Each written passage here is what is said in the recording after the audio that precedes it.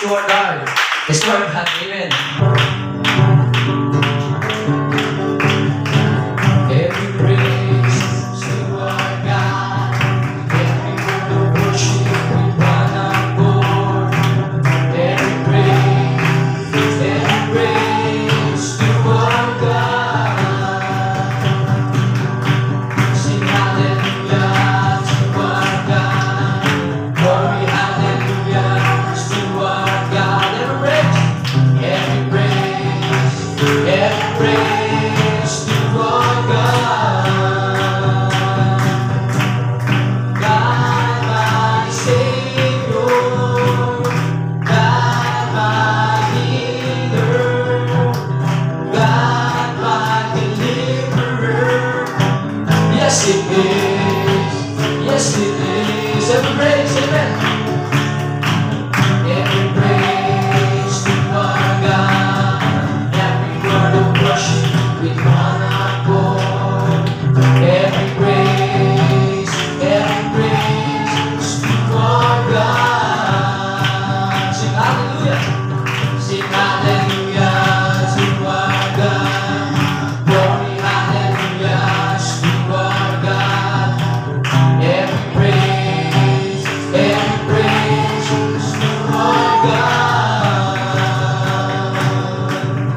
God my Savior, God my healer, God my deliverer. Yes it is, yes it is. Every praise to God. Every praise to our God. Every word of worship with one accord. Every praise to our God. Sing hallelujah to our God. Glory hallelujah to our God. Every praise to our God. God my Savior, God my Savior, God my healer, God my deliverer. Yes it is, yes it is. My Savior, Redeemer, lifted me from the miry clay. Gawin tayo mga kapatid.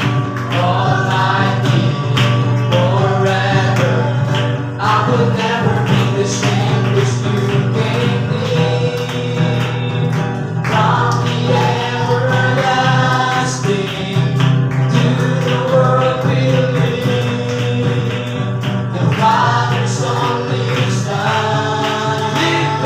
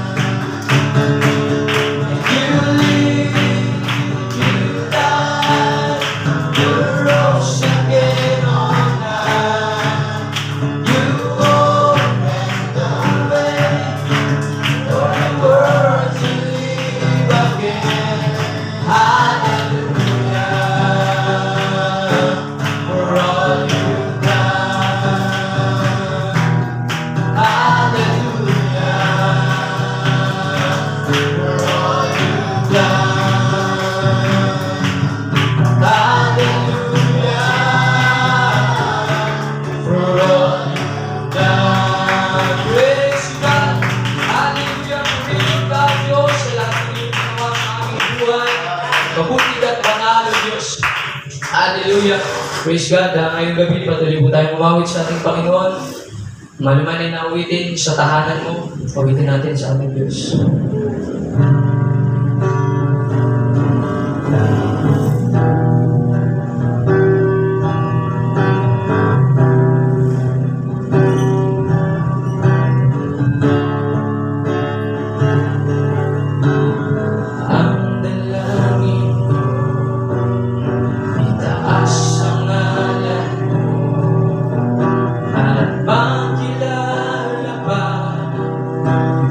Dakilaan mo, nawa'y pakinggan mo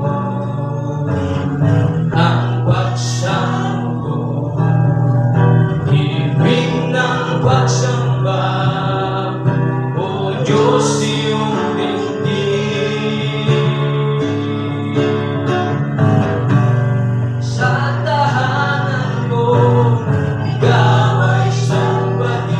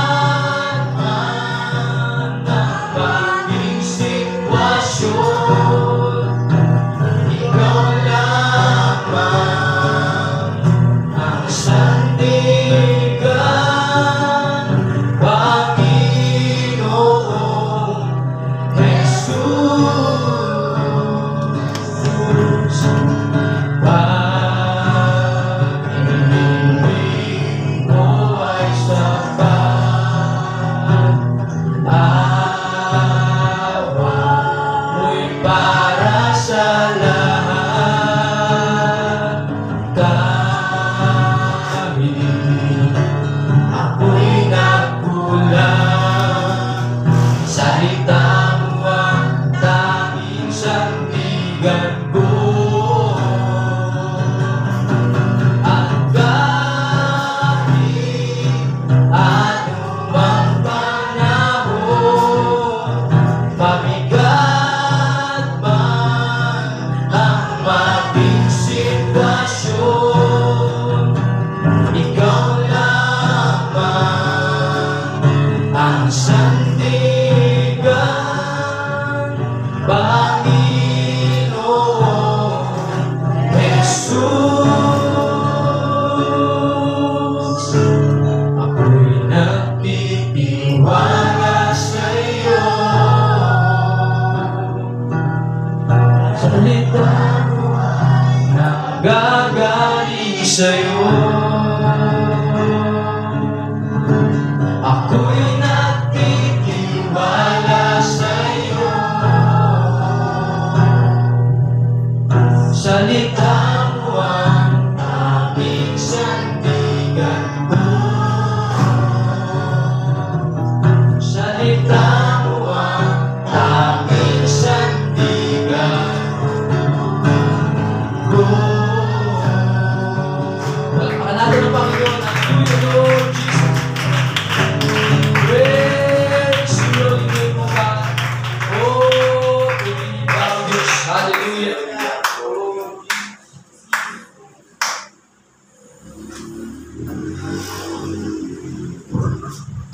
Praise God, hallelujah. Ngayong gabi mga kapatid, kasama natin ang Panginoon sapagkat sinabi niya sa kanyang salita, saan man may 2 o 3 na nagkakatipon sa kanyang pangalan, naroon siya sa kanilang kalagitnaan. Kaya narito ang presensya ng ating Panginoong Jesus. Kaya malaya tayong makalapit sa kanyang banal na trono.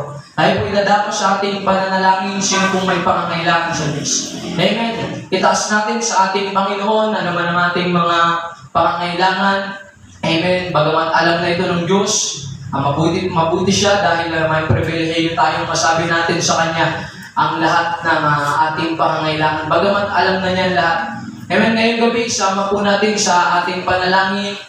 Amen. Ang kabuuan ng ating fellowship mula sa ating mga leaders, mula kay Pastor Greg, Sister Lisa Michel ng Prescott, Arizona, ang council ng fellowship, sila Pastor Tom Payne, maging ang recovery niya sa kanyang naranasang karamdaman, sila Pastor Richard Durby, sila Pastor Jesse Clark, sila Pastor Joe Campbell, sila Pastor Paul Stephens, sila Pastor Kevin Foley. Taas natin sila sa ating Panginoon. Lahat ng ating makilalang pastor, ang lahat ng mga missionary sa ibang bansa, amen, sa Bangkok, Thailand, sila Pastor Manuel Vina, Panginoon, mga kapatid, taas natin sa Panginoon, sila Pastor Ramon Humbo, samahan sila ng ating Diyos, at ang pamunuan sa ating bansa, sa ating Pilipinas, amen, Pastor Boyet, Sir Susan de Cepeda, samahan sila ng ating Panginoon, amen, magawa nilang pangunahan na ayon sa Espiritu ng Diyos, sa mga fellowship sa ating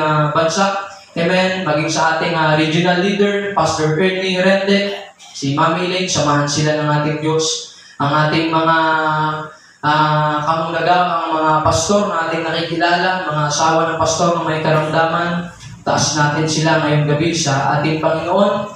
Amen. At ngayong gabi, ang gawain na ito, samahan ng Diyos. Amen. Ang makasabay na gawain sa iba't ibang lugar, samahan din sila ng Panginoon.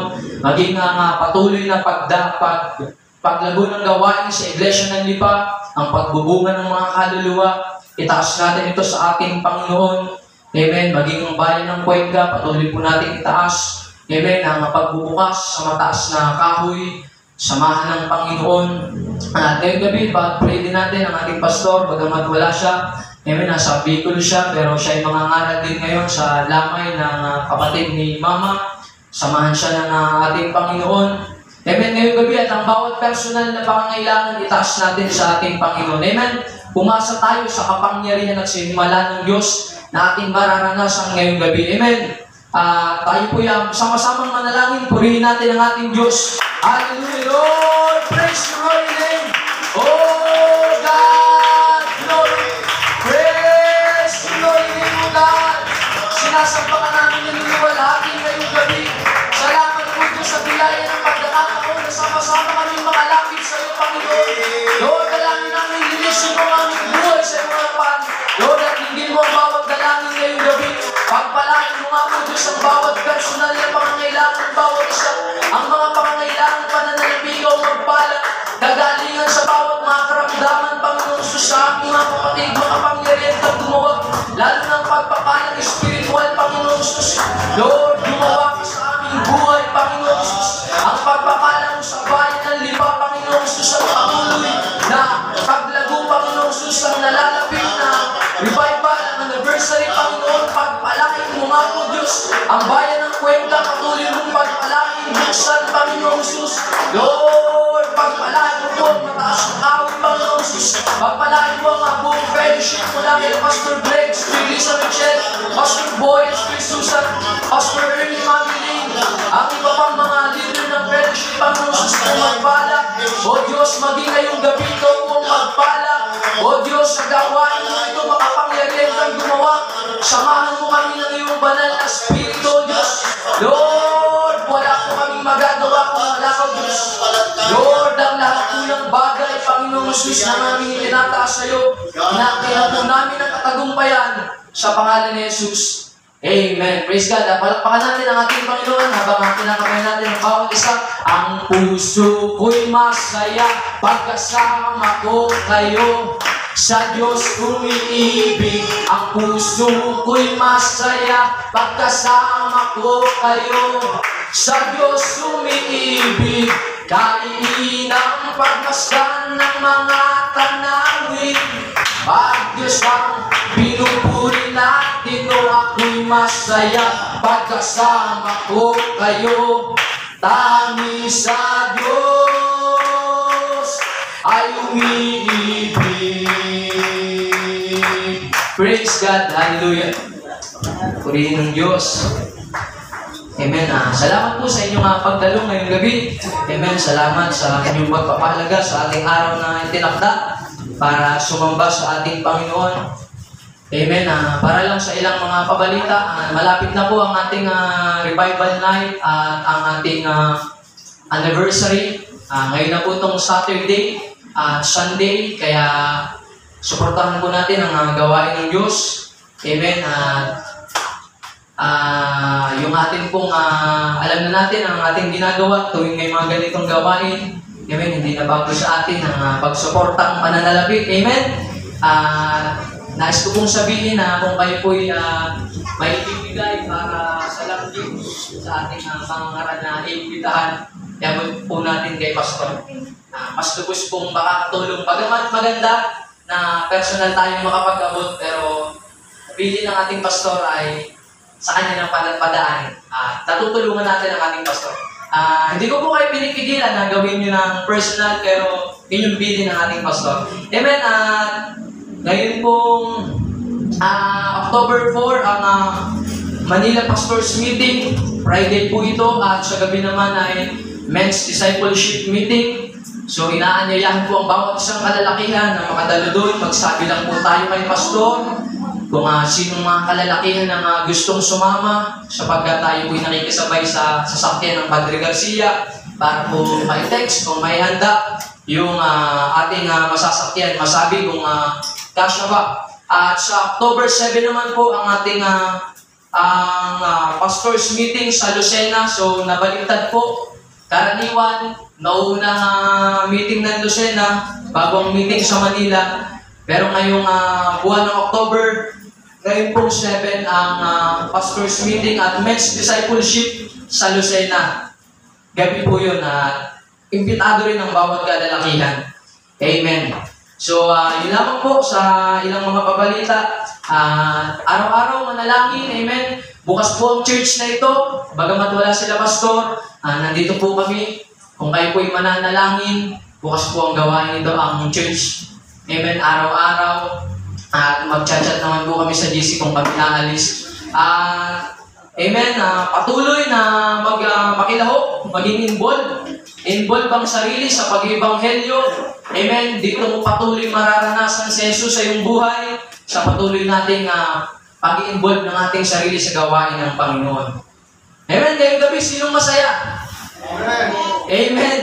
Praise God. Tayo po idadako sa isang kinakasabihan na masayang gawain para sa mga Kristiyano, ang pagbibigay. Pakinggan po natin si Brother Edgar. Amen.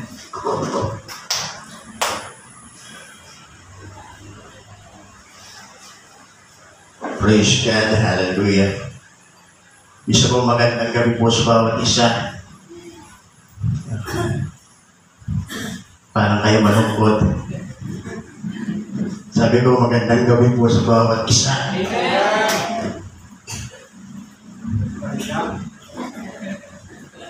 Praise God. Napakabuti po ng ating pong Panginoon Diyos. Amen? Hallelujah. Kaya ako nagpapasalamat sa dalawang pastor ko. Hindi ko malaman kung sino unahin ko. Pastor Rico at si Pastor Iko. Salamat sa pribilehiyo na ako po ay pinatayo po sa unahan. Parang kayo ano nangyari sa inyo? Praise God. Ako po ay nagpapasalamat sa ating pong Panginoon Diyos at biyaya po ng ating pong Panginoon na ako po ay patuloy pa rin nakatatayo. Hindi ko nyo itatanong, may edad na rin, 54 na. Malapit na rin ako mag-senior. Hindi ko alam kung senior citizen.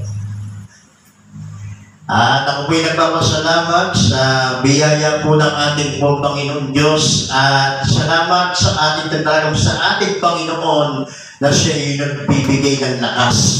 Sigla, kaya kung bakit tayo ay nakatatayo at patuloy pa rin nakapaglilingkod sa ating Diyos na makapangyarihan. Palakpakan po natin ngayong gabi ang ating Panginoon. Amen. Hallelujah. Makikita po natin sa aklat ng Genesis, hindi ko alam kung bakit ito ang aking ihahamon. Sapagkat pag walang paghamon, walang kabuluhan ang ating ginagawa paglilingkod sa Panginoon. Sapagkat naunawaan ko ngayong gabi, napakalaki ng kinalalaman ng salitang pagbibigay sa gawain ng ating Panginoon Diyos. Sapagkat hindi ko nyo naitatanong nung ako'y bago pa lang mananampalataya at kasasampa ko lamang kapapasok sa ganitong gawain na unawang ko na kinakailangan pala gumawa, hindi lang gumawa, tumulong, suporta sa gawain ng ating pong Panginoon Diyos. Amen? Noong ginawa ko, kahit ako'y magtinda-tinda ng pansitlokban. Kasi sinalo ko yun Kasi yung aking unang pastor, ang trabaho niya, nagtatrabaho po siya, pero si pastor, ang tawag sa kanya, Aba. Hindi magandang pakinggan, pastor yun. Kaya ako, pastor, kung pwede sana ako na ang sasalo niya, mag-ahanap po niya. Kaya pag ako'y tinawag, pansit, alam ko na. Ako yun. Kaya naunawaan ko po mga kapatid sa pangalan ng ating Panginoong Jesucristo kapag ang mga Kristiyano ay hindi tumulong at sumuporta sa gawain ng Diyos, akaawa ang lingkod ng Diyos. Totoo po yan. Akaawa ang Iglesia. Kaya kung tayo pinagpapala ng ating Panginoon Diyos, patuloy pa tayong gumawa at gumawa sa kaharian ng ating mong Panginoon sapagkat makikita po natin sa talatang ito na si Abraham ay ginawa niya ang lahat ng bagay. Amen? Dahil sa nakita ng ating Panginoon Diyos na ang katapatan ni Abraham ay ganun na lang. Kaya siya pinagpala, kaya tayo tinawag na binhi ni Abraham. Hindi tayo binhi ni Judas. Diba? Kaya napakabiyaya ng ating Panginoon Diyos kung tayo may binhi ni Abraham. Ako'y naniniwala at nananampalataya, hallelujah, kung tayo pinili Abraham, tayo ay patuloy na gagawa sa kaharian ng ating Panginoon Diyos, na gagawa tutulong sa gawain ng ating pong Panginoon. Kaya kung bakit marami na pong iglesia ang sarado na, dahil wala nang sumusuporta sa loob ng iglesia. Pero ako'y naniniwala ngayong gabi, genuine, totoong mananampalataya ang kaharap ko ngayong gabi, na handa sumuporta at tumamay sa gawain ng ating Panginoon Diyos. Makikita po natin si Isaac nagtanong sa kanyang ama, Ama, nasaan po yung pinakahandog? Sa magandang unawaan ni Isaac, kapag ang kanyang ama ay naghandog sa gawa sa Panginoon, ay the best. Katulad din ni Abel. Amen? Nakita niya sa kanyang mga magulang kung paano maghandog sa Diyos na makapangyarihan. Ngayong gabi, mga kapatid, gawin po natin ang pinakamabuti. At pinakamabuti na ang patuloy po natin gawin, na tayo po patuloy na gumawa sa gawain ng ating pong Panginoon Diyos. Ako'y naniniwala ngayong gabi, hallelujah, tayo pagpapalain ng ating pong Panginoon Diyos. Amen? Hallelujah. Ako'y bunga rin ng isang pagbibigay. Bunga rin ako ng pagbibigay, ikaw ay bunga rin ng pagbibigay. Kaya kung tayo ay patuloy na gagawa at patuloy na magbibigay sa gawain ng ating Panginoon Diyos, bakit hindi tayo pagpapalain ng ating pong Panginoon? Amen? Gawin lang po natin ang pinakamabuti, sapagkat kung hindi po natin gagawin ang pinakamabuti, wala tayong matatanggap na biyaya at pagpapala sa ating pong Panginoon Diyos. Kaya mga kapatid, magbigay po tayo, sumuporta po tayo, tumulong po tayo sa gawain ng ating pong Panginoon, sapagkat ito ang layunin ng ating pong Panginoon. Nais mo bang maging kabahagi ng gawain ng salitang pagbibigay? Magbibigay po tayo sa gawain ng ating pong Panginoon Diyos. Isang pa, palakpakan po natin ang ating pong Panginoon. Praise God, tayo magbibigay, alalay na maluag sa ating puso, at huwag mabigat dahil sa kailangan, sapagkat iniibig ng Diyos ang nagbibigay ng masaya. Praise God. Panalangin mo, kapatid. Praise God. Hallelujah. Sabihin tayo manalangin, dakilang Diyos, banal na kapangyarihan sa lahat. Sa pangalan ng Panginoon, ngayong pong gabi, Panginoon, ang bawat makapagbibigay, Lord, pagpalain mo sila, Panginoon, siksik-liglig at umabaw. Ibalik mo po ito sa maraming bisit sa pangalan ng Jesus. Amen. Halina't magbigay.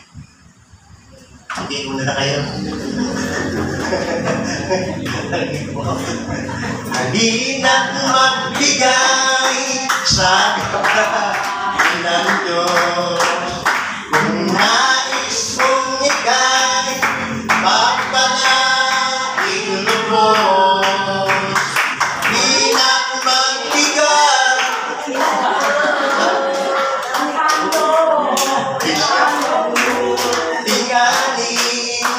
Kasabay ng pagsabay, pagpupuri. O, isa pa, palakpakan po natin ang ating pong Panginoon Diyos. Amen. Praise God. Hallelujah. Wala na po. Wala po yung microphone.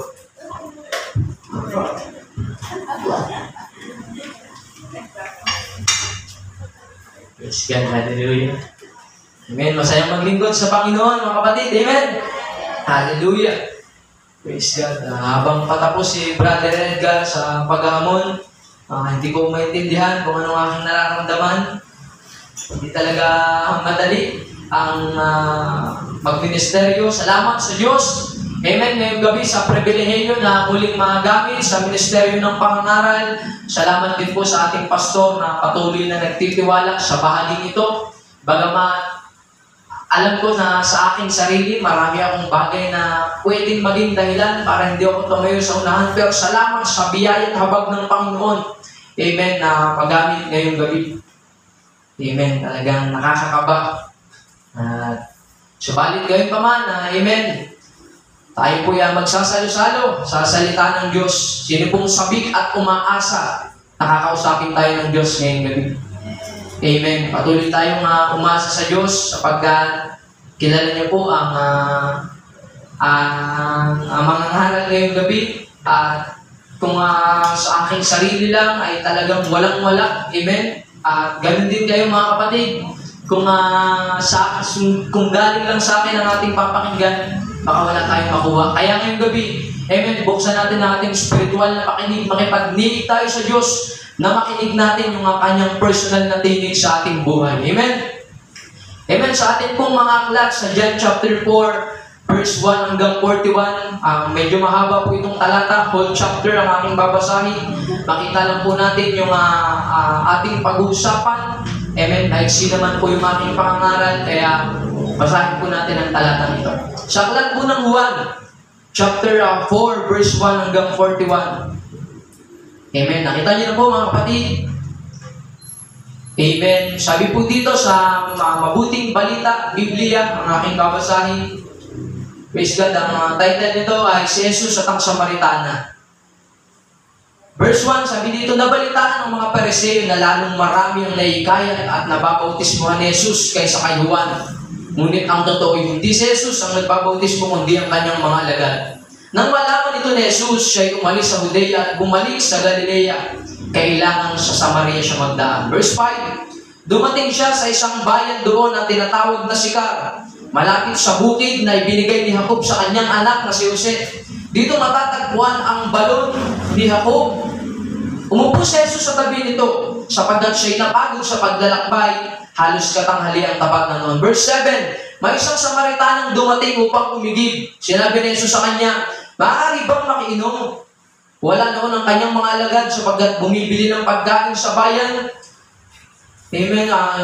Verse 9, sinabi sa kanya ng Samaritana, kayo'y Hudyo at Samaritana ako. Bakit kayo humihingi sa akin ng inumin?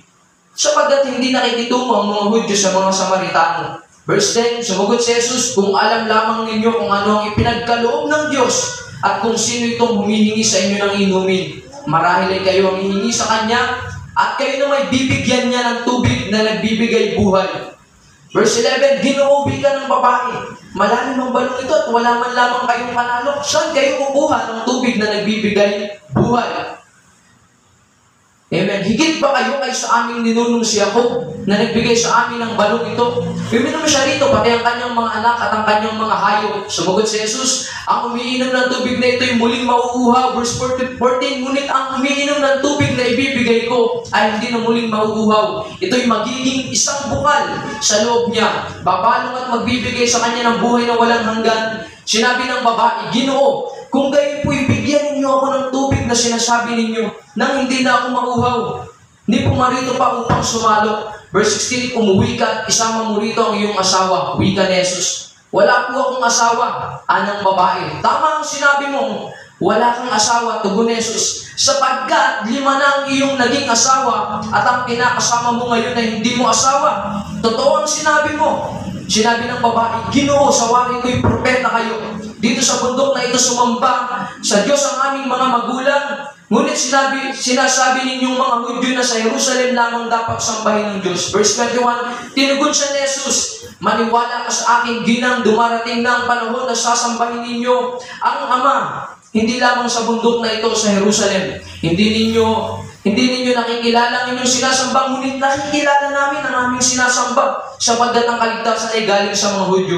Ngunit dumarating na ang panahon, ngayon na nga, na ang mga tunay na sumasamba sa Ama ay sasamba sa Kanya sa Espiritu at sa katotohanan. Sapagkat ito ang hinahanap ng Ama sa mga sumasamba sa Kanya. Ang Diyos ay Espiritu, kaya dapat siyang sambahin sa Espiritu at sa katotohanan. Verse 25, sinabi ng babae, nalalaman ko pong paparito ang Mesiyas at tinatawag ng Kristo. Pagparito niya, siyang magpapahayag sa atin ng lahat ng bagay. Amen. Verse 26, akong nagsasalita sa iyo ang tinutukoy mo, sabi ni Jesus. Dumating ng sandaling iyon ang kanyang mga alagad, na bigla sila nang makita ang nakikipag-usap siya sa isang babae. Ngunit isa man sa kanila ay walang nagtanong kung anong ibig ni Jesus o kaya kung bakit siya nakikipag-usap sa babae. Verse 28, iniwan ng babae ang kanyang bangak, bumalik sa bayan at sinabi sa mga taga-roon, take note, verse 29, hali kayo, tingnan ninyo ang taong nagsabi sa akin ang lahat ng ginawa ko. Siya na kaya ang Kristo, kaya't lumabas sila ng bayan at nagpunta kay Jesus. Samantalang makailang ulit na sinabi sa kanya ng mga alagad, Rabi, kumain na po kayo. Ngunit sumugot siya, ako'y may pagkain, hindi ninyo alam. Kaya't nag-usap-usap ang mga alagad, may nagdala kaya sa kanya ng pagkain. Sinabi sa kanila ni Jesus, ang pagkain ko'y ang tuparin ng kalooban ng nagsugo sa akin. At ganapin ang pinagagawa niya. Verse 35, hindi ba sinasabi ninyo, 4 na buwan pa at anihan na? Sinasabi ko sa inyo, masdan ninyo ang mga bukid, hinug na at handa ng anihin. Ang gumagapa sa tumatanggap ng upa ay nagtitipon ng bunga para sa buhay na walang hanggan. Kaya't magkasamang nagagalak ang nag-aasik at ang nag-aani. Kaya totoo ang kasabihan, ibang nag-aasik at iba naman ang nag-aani. Sinugo ko kayo upang anihin ang hindi ninyo inihasik. Nagpagalang iba at kayo ang nag-ani sa kanilang pinagpagalan. Maraming Samaritano sa bayang iyon ang sumampalataya kay Jesus dahil sa patotoong ito ng babae. Sinabi niya sa akin, sa patutuon ng babae, sinabi niya sa akin ang lahat ng aking ginawa. Ito yung ating pagpupukusan. Kaya paglapit ng mga Samaritano kay Jesus, hiniling nila na tumigil muna siya roon at nanatili siya roon ng 2 araw, verse 41, at marami pang sumampalataya nang mapakinggan siya. Sinabi nila sa babae, nananampalataya kami ngayon, hindi dahil sa sinabi mo, kundi dahil sa narinig namin sa kanya. Nakilala namin siya nga, ang tagapagligtas ng sanlibutan. Sandali po tayong manalangin ngayong gabi. Hallelujah! Amang banal na makapangyarihan sa lahat. Mabuti ka't banal sa lahat ng oras. Salamat po Diyos ngayong gabi na mapagsasaluhan namin ng iyong salita. O Diyos, aking pong dalangin, Lord, na ikaw po ang personal magsalita sa buhay ng iyong mga anak. Lord, kumatag po ka sa aming mga pangangailangan, Panginoon, ngayong gabi. Lord, maranasan ka namin ng iyong banal na Espiritu. Lord, maranasan namin sa aming kalagitnaan. Sa aking pong pagsasalita, wala akong pagtitiwala sa aking sarili. Sa pagsama mo lamang umaasa, O Diyos. Lord, tinig mo ang makinig ng aking mga kapatid. Lord, ikaw po mismo ang magsalita sa aming kalagitnaan. Samahan mo po kami, O Diyos. Ang pagtatagumpay ay aking pong inaangkin sa pangalan ni Jesus. Amen. Palakpakan natin ang Panginoon ngayong gabi. Hallelujah. Praise God. Hallelujah. Ito po yung tagpo na kung saan ang babaeng Samaritana ay na-meet niya si Jesus. Amen. Bago po ipagpatuloy, marami pong tao at lahat nga ng tao halos, pwede ko sigurong sabihin na mayroon tayong kanya-kanyang sinasabing target o goal na ito yung best experience para sa akin. Na kapag ito yung naranasan ko, ito na yung the best para sa akin. Amen? Meron tayong kanya-kanyang ganito. Yung iba, sa sobrang pag-iidol